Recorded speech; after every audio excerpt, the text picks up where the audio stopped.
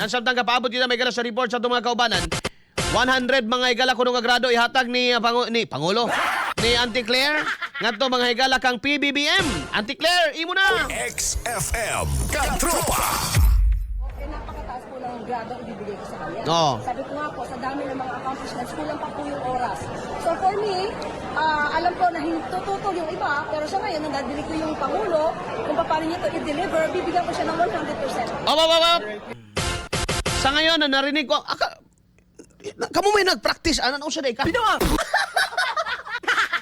As if ngayon mo lang yan narinig, Auntie Claire. Nag-rehearsal pa nga kayo kahapon. I mean, the other day, nandun ka eh. Auntie Claire naman. Pinagluloko mo naman kami ah. Diba? Kayo naman ang na-practice yan. Baka ikaw pa nga sumulat yan. I talk to my talk. Baka ikaw pa nga magsa ano niyan na dapat ganito ang sabihin mo, Mr. President. Kayo naman eh, pinagluloko nyo naman kami. Asip, hindi mo talaga alam yan. Ngayon mo lang nalaman yan. Ngayon mo pa lang narinig yan.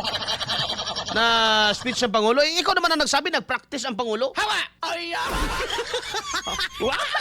Unsa man ka, Auntie Claire, himo na sad minimong ugok ay. Himo na sad ming ilaron ba?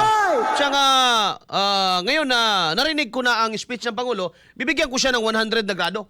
Aba!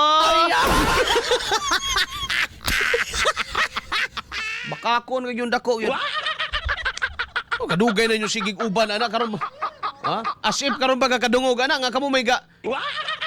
Pagsugod pala, pagsuwat pa lang anak, kabaw na ka, ikaw mo kamo magaling may mga pasabog. Kaya sa may pasabog ato be. I talk to my talk. Basig kani ang pasabog kining sunod.